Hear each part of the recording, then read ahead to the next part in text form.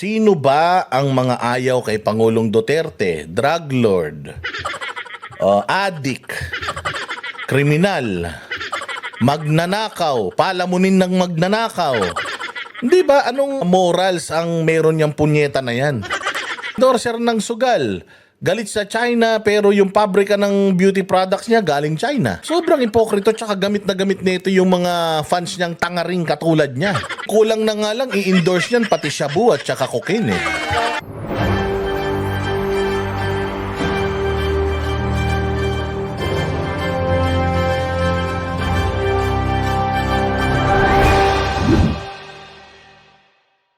Si Harry Roque ay merong mensahe para kay Vice Ganda at nagsalita si Harry Roque kasi alam niyo ba ngayon mga bossing hanggang ngayon mantakin mo simula nung pinadala si Pangulong Duterte sa Dahig, wala namang nagbabayad sa mga tao. Yung mga nag-o-organize, mga sila din na mga Pilipino sa the Netherlands. Pumupunta yung mga taga Germany, Switzerland, pumupunta yung mga taga Paris every weekend. Pero every day, may pumupuntang Pilipino dyan sa Duterte Street. Every day yan. Kahit ilan lang sila may pupunta doon in support to Pangulong Duterte. At binuhay ni Pangulong Duterte yung bayanihan.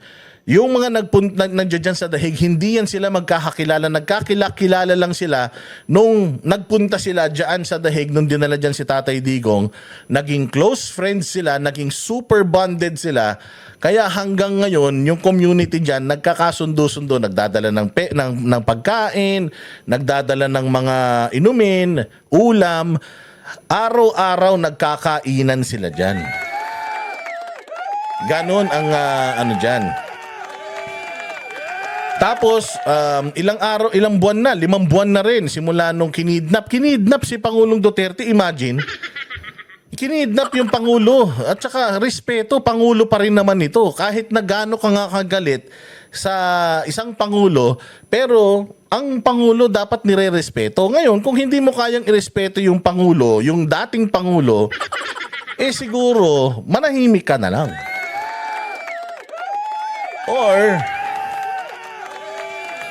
kasi hindi naman siya political eh. Concert naman yan, hindi naman yan political concert. So bakit isasama mo yung politika sa concert mo? Dahil kung hindi ka gagawa ng iskandalo, hindi manonood yung mga tao sa sa kabalbalan na concert mo. Kaya sa totoo lang, medyo talagang apektado or affected ang mga DDS kasi nga pinaglalaban namin to eh. Mantakin mo ako, layo-layo from the Philippines, pumunta pa ako dito sa Europe just to show my support sa Duterte. Tapos, putang ina, ikaw gagamit-gamitin mo lang diyan sa walang kakwenta-kwenta mong concert, kupal ka. Pinagbayad mo pa yung mga tao para bastusin mo lang ang dating Pangulo. Bakit hindi mo batikusin si Bongbong ngayong putang ina mo? Bakit hindi mo batikusin si Bongbong? Yung flood control projects na ang dami-dami. Ba't hindi mo batikusin ang Congress sa dami-dami ng ninanakaw? O ba't hindi mo batikusin yung mga kapulisan sa ginagawa nila mga kabulastugan, yung dami ng droga ngayon. Bakit hindi yun ang i-joke mo? Bakit ang i-joke mo isa sa pinakamadilim na kabanata ng Pilipinas, which is yung pagkidnap kay Pangulong Duterte. Imagine may mga kaso pa yan. Tapos, binabalahura nyo na. Okay lang naman yan. Sabi ko nga, kung yan ang iyong gustong sabihin, kalayaan sa pagpapahayag, ayos man lang din. Kaya lang, make sure na kapag pumasok kayo dyan, hindi kayo balat sibuyas. Kasi bababuyin namin kayo talaga. Kahit araw-araw, bababuyin namin kayo talaga. Oo, basta wala lang demandahan, wala lang quadcom, tricom, wala lang misinformation, chorba-chorba ng mga hearing na magaganap ha. Kasi napakagaling nyo mambuli. Oo, napakagaling nyo mambuli. Pero dapat pagka kayo ang binuli, dapat hindi kayo pikon ha. Oo, baka mamaya niya maghurumentado yung payatot na boyfriend mo. Oo, baka mag-iiyak yan. Nasaktan yung nasaktan yung damdamin niya na binabanatan kayo ngayon ha. Although lagi naman kayo nagbabanatan. Ano kayo tsura nyo pag nagsi-69 kayo?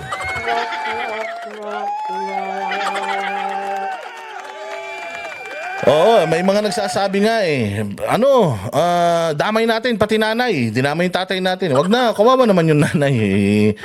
Kawawa naman yung nanay. Diyos ko naman eh. Mantakin mo, nagkaanak ka na nga ng baklang pangit.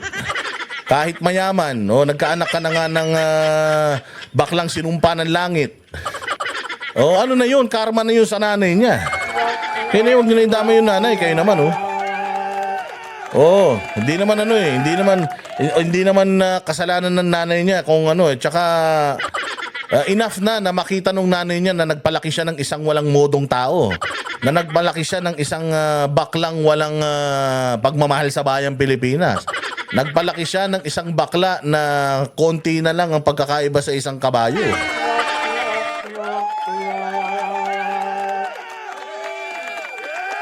Kaya ito, pakinggan natin yung sasabihin ni Harry Roque. Ang akin lang, siguro, Vice, bago ka magsalita ng ganyan, aminin mo muna na ang nagpapasweldo sa iyo ay ang mga tambaluslos. Yung kumpanya kung saan may ere yung programa, pag-aari na ngayon ni tambaluslos. Dapat sana meron ka man lang disclosure. Hindi na. Bakit din yun?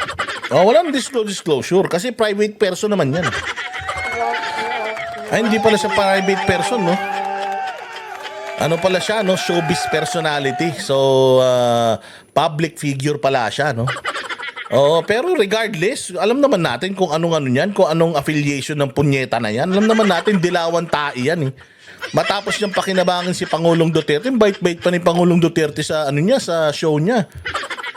Di ba birthday niya, ginis niya si Pangulong Duterte, sinabi pa ni Pangulong Duterte ito, nanggaling-galang ni Pangulong Duterte na wala siyang masamang tinapay sa mga bakla. Pero kita mo kung gaano kahayop tong putang ina para kumita lang ng pera, gagamitin yung matanda. Ba't ang ganda ng ginawa sa bayang Pilipinas? Abay's ganda.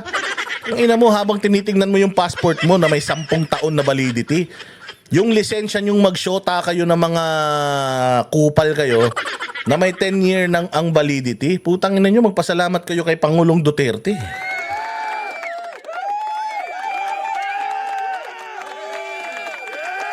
Dahil kahit kailan, hindi malalagpasan nung mga dilawan yung mga kandidato. Yung mga nagawa ni Pangulong Duterte sa isang termino lang niya. Kaya mag-isip-isip ka bago ka naggagaganyan. Diretso, Harry.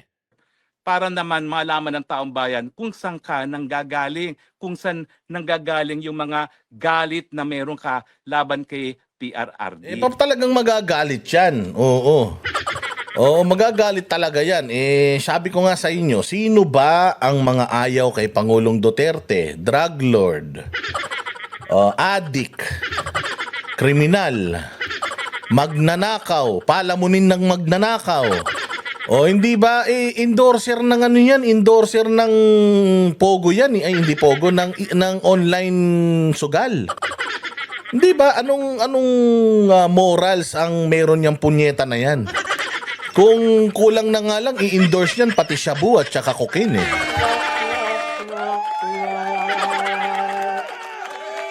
Di ba?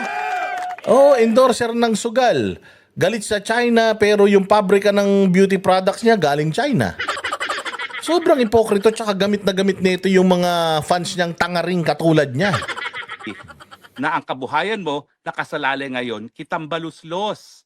Pag kanya kasi merong disclosure, maintindihan namin kung saan nanggagaling yung ganyang, ewan ko ba, yung galit na hindi namin maintindihan na ano bang ginawa sa iyo ni Tatay Digong. Ayun, ako rin takanta eh. Hindi ko rin alam kung anong ginawa ni Tatay Digong sa kanya. Mabait si Tatay Digong sa kanya eh. Meron lang siguro siyang may mga ginawa si Tatay Digong na hindi siya pabor, pero para umabot siya sa ganito kagalit. Para magmura siya, parang murahin niya pa yung DDS. Ewan ko, okay nang ina niyan. Mantakin mo sobrang sobrang hipokrito ninyo. Sinasabi ninyo na kayo ang boses ng masa. Pero tinitira nyo si Pangulong Duterte na nagtrabaho para sa masa. Lahat ng programa ni Pangulong Duterte para sa masa.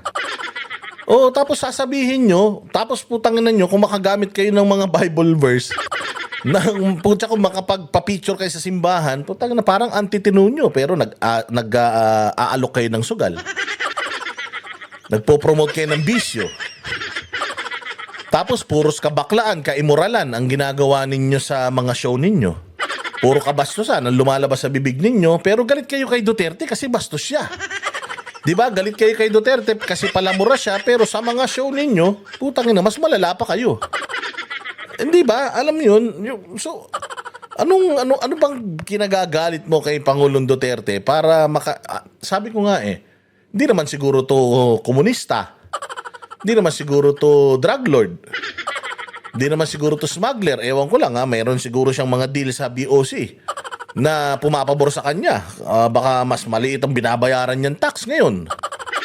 Oo, kasi ano siya? Kasi bayaran siya ng mga nasa gobyerno. Di umano. Di ba? So, yun lang yun pera o personal na galit. Kung may personal na galit, ano yun? So, kung uuriratin mo pa yung personal na galit, wala namang paki sa kanya si Duterte. So, it boils down to one. Pera ang dahilan kung bakit gumaganyan niyang kupal na yan.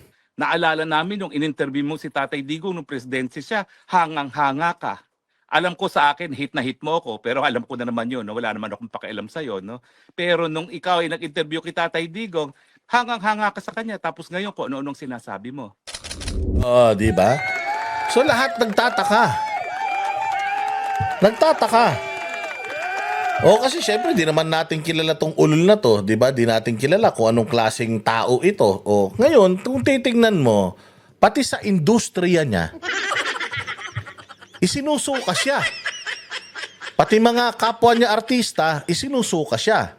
Pati yung mga ginagamit niyang mga bakla para sa mga show niya, sinusuka siya. Kasi siya lang naman ang kumikita doon sa mga ginagawa nilang skit ng mga bading na kasama niya. Baka pinalalamon niya lang yun, pero itong mga bading na to, somehow, hindi nila alam, nagagamit sila para sa content nitong ulaga na ito, tapos kumikita ng bonggang-bongga, baka barya lang yun napupunta sa kanila. Ia-outing lang sila, bigyan lang siguro sila ng lalaki. Baka okay na sa kanila, pero ang hindi nila alam, limpak-limpak na pera yung kinikita nito sa paggamit doon sa talino ng mga baklang nakapalibot sa kanya. Kasi yun yung ini-expose ni Christopher Min dito. Imagine mo, Christopher Min, marami nakaaway to na mga artista. Pero marami rin kaibigan to ng mga artista. Magtataka ka. Sa industriya nila, kung siya talaga yung pinakatinitingala, dapat sa industriya nila walang galit sa kanya. Pero ito, tanda-tanda na sa industriya, galit sa kanya. Pakinggan nyo kung ano sasabihin nitong matanda. Rodrigo Duterte, ang kanyang pinaglaruan sa kanyang konserto. Pati ang sitting president, si PBBM, ay talaga naman pong pinaglaruan din. Di ba? Paglalaruan mo si Pangulong Duterte, pati daw si BBM pinaglaruan. Pati si Marcoleta pinaglaruan. Akala mo putang ina nakakaangat siya sa mga yun. Sabagay, tayo rin naman. Binabatikos din naman natin yung mga yan. Pero hindi tayo tumanggap ng bayad sa mga tao, entrance fee, para gamitin mong yun. Para gamitin nating materials yun. Yung ating pagbatiko sa gobyerno, hindi tayo kumuha ng entrance. Ang box A, box B, balcony. Hindi tayo kumuha ng ganun. Pero kumuha ka ng bayad sa mga tao for you to entertain them, tapos papasok mo yung politika. Wala kang pinagkaiba sa mga pari sa simbahan na imbis na magsalita patungkol sa salita ng Diyos, politika. Ganun din. Concert, supposedly, kantahan, sayawan yan. Pero bakit ipapasok mo yung politika? Anong meron? So, ibig sabihin, nabudol mo yung mga nanood sa'yo. Kasi it is supposedly an entertaining. Kasi sabi ko nga sa inyo, magkakagalit ang mga Pilipino, pero pag nagsusuntukan, nakikipagsuntukan si Pacquiao, nag-unite ang mga Pilipino, mababa ang crime rate. Magkakagalit ang mga Pilipino, pero pag Miss Universe, na-unite yung mga Pilipino, di ba? Basta anything na that has to do with entertainment, o katulad yan, concert, supposedly, walang kulay yan. Kasi kung nilagay mo sana diyan sa diyan sa Araneta Coliseum na strictly for Dilawan only, ganyan.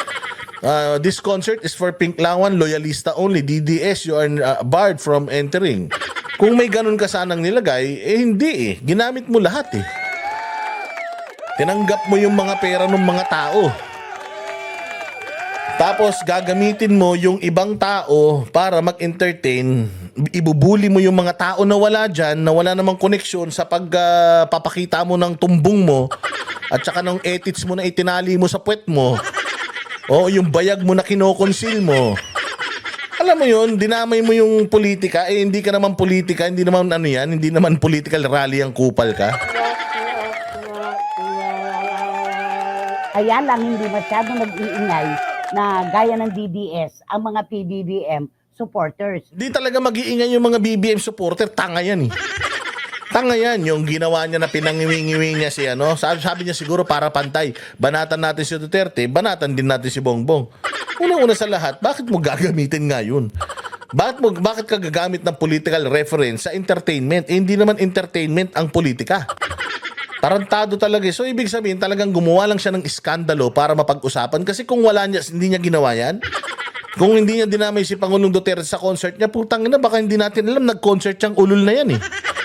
Kaya lang natin nalaman na nag-concert yung tarantado na yan kasi nga ginamit niya si Pangulong Duterte, pero putang ina, sabi ko kasi kahit mamatay yan bukas eh, walang maghahanap sa kanya.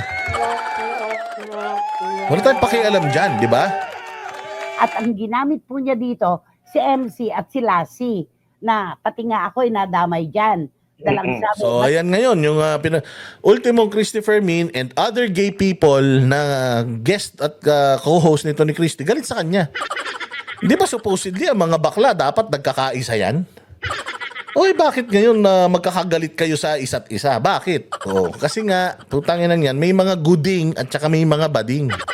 Yung guding, sabi nga ni Sir Jack Argota, yung guding, yun yung mga maayos na mga bakla at may mga bading na hindi maayos. Katulad nitong bading na to. Utang ina mo kaya, no? O tingnan mo naman yung mukha, di ba? Okay nang kinikilig pa siya. Tuwan-tuwa siya na ginawa ni Vice Ganda yun kay Pangulong Duterte. Kaya nga sabi ko sa inyo sino yung mga nagtanggol kay Vice Ganda? Una, si Claire Castro, taga-administrasyon. So alam mo, wala ng administrasyon. Sino pa ang nagbubunyi? Mga komunista, mga makakaliwa, mga aligned sa NPA. Katulad nito, ito lang yung aligned sa NPA na disaligned yung nguso. Kilig na kilig siya mga bossing. Tuwan-tuwa siya, at least nakasuntok siya sa mga Duterte. Sa pamamagitan ni Vice Ganda, feeling niya, nakadamage sila. Tangina niyan. Sabi ko nga the fact na nakita ko nagsalita si Claire, sabi ko, alam na this. Talagang si Vice Ganda, ABS-CBN, and kung nasan man siya ngayon, GMA Kapuso, talagang propagandista na ng administrasyon laban sa mga Duterte. Duterte talaga kalaban. Tingnan nyo pakinggan nyo, kilig na kilig. Congressman to di ba nagagalit sila kay Amy Marcos. Nagagalit sila kay Amy Marcos, inaasal ni Amy Marcos nung nag-privilege speech, pero ito, tinan mo. Tuwan-tuwa sa ginawa ni Vice Ganda. Syempre nga naman, yung mga pangit na bakla, magkakaibigan yan. Baka nga nag-orgy pa mga yan eh. Yung mga baklita na yan. Ngayon, ito, pakinggan niyo sasabihin, talagang kilig na kilig si Ating. Speaking truth to power is most potent when it makes people laugh. Ibig sabihin, tagos at tusok na tusok. Di rin? Hindi rin. Binigyan nyo lang kami ng content. Kasi sa totoo lang, Percy Sendenya, hindi na magbabago ang pagtingin ng mga Pilipino kay Pangulong Duterte kahit anong ibato ninyo. Katulad din ng ngiwi mo, hindi na yan magbabago. Kahit na anong gawin mo, galit na tao sa inyo, nakangiwi pa yung nguso mo. Pero ang mga Duterte, simula nung 2016 hanggang ngayon, hanggang sa mga susunod na taon, mamamayagpag pa rin ang mga Duterte. So, hindi naman siguro araw-araw magko-concert si Vice Ganda para makatama siya at makatagos siya. Hindi, pero yung araw-araw na nakikita nyo si Inday Sara paikot-ikot sa mga Filipino community at tinatangkilik siya, yung araw-araw na nakikita nyo sa mga vlog namin na may tao sa Duterte Street at ngayon nagdadasal sila para sa magandang sa magandang health niya at weather niya matapos niya itong pagsubok na ito, yun yung tagos na tagos sa inyo. Tapos, na pa yung impeachment, na archive pa yung impeachment. Tapos, wala nang lulusot na mga wala nang lulusot na mga panukala na alanganin. Yung mga congressman, tapos yung mga congressman nyo, kasama pa sa flood control project, inilabas na ni Bongbong yung mga kumpanya. Makikita na ngayon yung mga koneksyon, yung mga kapatid, tatay, nanay na may-ari ng mga kumpanya na yung mga anak nasa Congress. So wala na. Hanggang skit na lang kayo. Hanggang sa mga patama na lang kayo ni Vice Ganda. Imagine niyo dahil hindi na kayo epektibo, gumamit pa kayo ng baklang kupal para lang matamaan si Pangulong Duterte. Sa totoo lang, si Duterte naman, tanggap niya na nga yung fate niya dyan sa sahig, sabi nga niya, okay na ako matanda na rin naman ako, pwede na ako mamatay. Isi-celebrate ng tao yan, pero tangina nyo kayo. At saka yung pinaglalaban nyo, mula noong dekada 70 hanggang ngayon, yung isinisigaw ng mga aktivista, wala. Hindi pa rin naririnig at hindi kailanman maisa sa katuparan na komunismo ang magiging gobyerno sa Pilipinas. Never. At unti-unti, tandaan mo to. Sendenya Percy, tandaan mo to. Mananalo si Inday Sara sa 2028. Putang ina ng mga kaibigan mo NPA. Uubusin kayo ni Inday. Oo.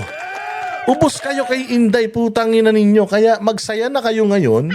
Araw-araw pag-concertin ninyo si Vice Ganda para makatama kayo sa mga Duterte. Kasi hanggang joke na lang kayo. Imagine, Duterte 2016. Ganyan na. Ginaganyan nyo na.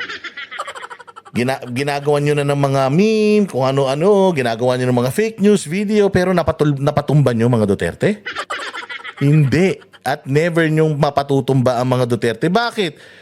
33 million lang naman na Pilipino ang nag-aantay na maibalik ang isang Duterte sa gobyerno dahil nadala na tayo. Tatanga-tanga yung presidente natin ngayon Pag upo ni Inday, putang ina nyo, the fact na nakikita nyo siyang malaya at humihinga at tinatamasa ang tiwala ng taong bayan, putang ina, yung nguso mo, hindi natituwid yan. Sigurado ko, baka ikamatay mo pa yan. Laughter is not only the best medicine, it is also the best wake-up call. Mabuhay ka. Laughter is the best wake-up call? Okay na nag-invento na naman kayo. Yung laughter is the best medicine, okay na yun, pero laughter is the best wake-up call? Okay nang ina nyo. Ano na naman yan? Sinong gago na naman na nagsabi sa inyan? Utang ina nyo mga wala kayong utak talaga. Meme Vice Ganda, maraming salamat. Meme. Ay, Meme Vice Ganda, maraming salamat. Dahil sa'yo, nagalit na lang ang Duterte. Pero putang, gandun na lang yan. Wala na, pagkatapos niyan, wala na naman. Si Inday, hindi pa na-impeach. Yung impeachment, naka-archive. Tapos yung motion for reconsideration ninyo sa Supreme Court, wala nga. Hindi ma-approve. So, paano na yan? Sindin niya. Tangina niya, baka lalong tumabingi yung bunganga mo. Pagpapatawa ng may pagmumulat at panindigan. At kung sakali persona non grata ka, carry lang yan. Dahil sa aming puso, Meme Vice, ikaw ay persona. So, personang bonggang-bongga daw si Vice Ganda sa puso ng mga komunista. So, alam na natin. Si Vice Ganda, pakawala ng gobyerno. Si Vice Ganda, propagandista, anti-Duterte, at saka komunista. Pwede ba yun? Pwede na ba natin sabihin yun? Oo Di ba? Pwede na ba yun? Oh, kasi kita nyo naman, sineselebrate siya ng mga nagmamahal sa kanya na mga makakaliwa. Yan. So, Vice Ganda, by the way, yung mga magulang ng nirecruit ng mga puki ng inanto, yung mga magulang ng mga nirecruit ng mga hayop na ito na umakyat sa bundok at nangamatay. Oh, nangamatay, ginahasa ng mga ginahasa ng kanilang mga superior sa kabundukan. O hi daw, regards daw sa'yo. Kita-kita daw kayo sa impyerno. Oh, so sineselebrate ka ng mga makakaliwa o lahat ng mga namatay na sundalo. Pinatay ng mga makakaliwa. Ayan, Vice Ganda. Hi daw, sabi ng mga naulila nilang mga anak at mga asawa. Oh, at Vice Ganda, hi daw sa mga sa mga magulang na umasa na yung mga nag-iisang mga anak nila imbis na mag-aral, nag-armas. Oh, at na-recruit hanggang ngayon hindi pa nakikita. Oh, by the way, yung mga naghahanap ng mga magulang ngayon doon sa mga anak nilang inilibing na ng mga makakaliwa na ni-recruit ng mga kaibigan ng mga kupal na ito, shout out daw sa iyo, Vice Ganda. Oh, shout out. Oh, sana ay masaya ka sa sa iyong mga nakukuhang endorsement. Oh, ayan. Ito naman, syempre, kinausap naman si VP Sara patungkol sa issue na 'yan. Pakinggan din natin yung yung panayam na 'yan dahil pinepersona non grata si sa Davao. Wag naman tayong ganun. Wag naman ganun. I mean okay lang din kasi talagang syempre national hero na natin si Pangulong Duterte. Mahal na mahal natin yun eh. So kung ako lang talagang ayaw kong gaganunin yun. So if I can do something para makagabawit, makaganti sa mga hayop na ito, si Jay nga, nahamon na yung boyfriend na suntukan eh. Oh, pero persona non grata is okay. Pwede rin naman, tama rin para magtanda. Pero gusto lang natin ipakita tayo mga Duterte na hindi tayo pikon. Hindi tayo pikon. Pabayaan natin niya si Vice Ganda. Pabayaan na natin na mabulok yung tao na yan. O, tumatanda naman na yan. O, pabayaan natin na na mabulok yan. O, sabi ko nga sa inyo, 80 anyos na rin pala nanay niyan. So mahina na rin pala yung nanay niyan. 80 anyos na rin. Matanda na rin. O, so malay mo naman, di ba? Mauna pa yung nanay niya kay PRD. Di ba? Oh, total naman, bastos sila di ba? Oh, dapat hindi sila mapipikon pag binastos sila na ganyan. Oh, pero wag, sana humaba pa yung buhay ng nanay niya. Para makita pa nung nanay niya kung gaano ka-demonyo yung pinalaki niya. Oh, para makita nung nanay niya kung gaano pa karaming mga batang bakla ang may impluwensya nung nanay niya.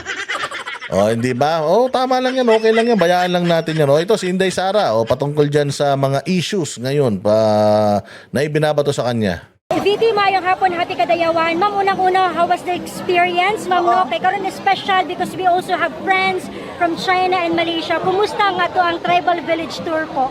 Yes, I'm Yan o, tingnan mo, di ba? Ang ganda-ganda ni Inday. Tapos sisindihin niya, ganun, nakangiwi. Every time na makikita mo si Inday Sara na ini-interview na ganyan, na tinatangkilik ng taong bayan, sineselebrate ng mga Pilipino, putang na si Sendenya, ewan ko sa hayop na yun. O, singiwi, sigurado ako masakit na masakit sa puso niya yan.